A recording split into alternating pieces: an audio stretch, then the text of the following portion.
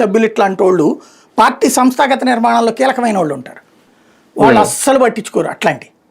నీదో నువ్వు నాదో అని నేను అంటారు అంతే. అతనికి లేదు. మెయిన్ ఏంటంటే అందరినీ కలుపుకెళ్లే మెంటాలిటీ లేదు అతనికి. అందరినీ కలుపుకెళ్లే మెంటాలిటీ కావాలి పార్టీలో. రాజాసింగ్ మంచి నాయకుడు, హిందుత్వానికి సంబంధించిన కీలకమైన నాయకుడు, కానీ పార్టీ కంటే అతీతుని అనుకోకూడదు. ప్లస్ 10 మందిని కలుపుకెళ్ళడం. అతను రాజాసింగ్ వస్తే పాత బస్సులు తన నియోజకవర్గానికి కూడా పనికి రాదు పార్టీ. అంతకు మించి ప్రయోజనం ఏమి ఉండదు అతని వల్ల. మంచోడే నాయకుడు. నాయకుడు మంచోడైనంత మాత్రం ఓటు రావు. వెంకయ్యనాయుడు అద్భుతమైన నాయకుడు. ప్రత్యక్ష ఎన్నికల్లో గెలుస్తున్నాడా?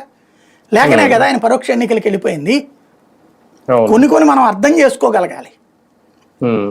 అతను రాజాసింగ్ అర్థం చేసుకోవడం కాకుండా తనకు లీడర్షిప్ కావాలనుకున్నప్పుడు ఆ నామినేషన్ ప్రాసెస్ ఏంటో తనకు తెలుసు ఎప్పటి నుంచి. నువ్వు 10 మందిని తయారు చేసుకుని ఉంచాలిగా. ఈ పాటికి 25 మందిని తయారు చేసుకుని 10 మంది ఉంటారు కదా. అప్పుడు ఇద్దరి మధ్యన పోటీ పెట్టేవాళ్ళు. అవసరం సీక్రెట్ బ్యాలెట్ పెట్టేవాళ్ళు. సీక్రెట్ బ్యాలెట్ అప్పుడు తేలేదు కదా. తన ఫెయిల్యూర్ని కవర్ చేసుకోవడానికి తోటి నాయకుల్ని దొంగలు చేయడం, పార్టీని దొంగలుగా చేయడం, ఓ రకంగా ఓవైసీకి బి టీం కింద పనిచేసి పెడుతున్నాడు. అంత మించేం లేదు అక్కడ. సార్ ఫైనల్ గా ఇప్పటివరకు పురంధేశ్వర్ గారు కొనసాగారు ఆంధ్రప్రదేశ్లో. దాంతో కూటమి కూడా చాలా సజావుగా ఉంది, ఎలాంటి ఇబ్బంది లేదు. చరిస్మాటిక్ లీడర్ ఎన్టీఆర్ కుమార్తె, ఇదంతా చెప్పుకొచ్చారు. ఇప్పుడు సడన్ గా ఓకే మార్పు అనేది ఒక అనివార్యం, తప్పదు.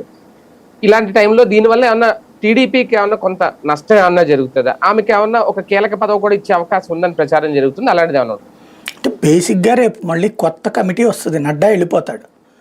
జాతీయ స్థాయి కమిటీ ఉంటుంది. అందులో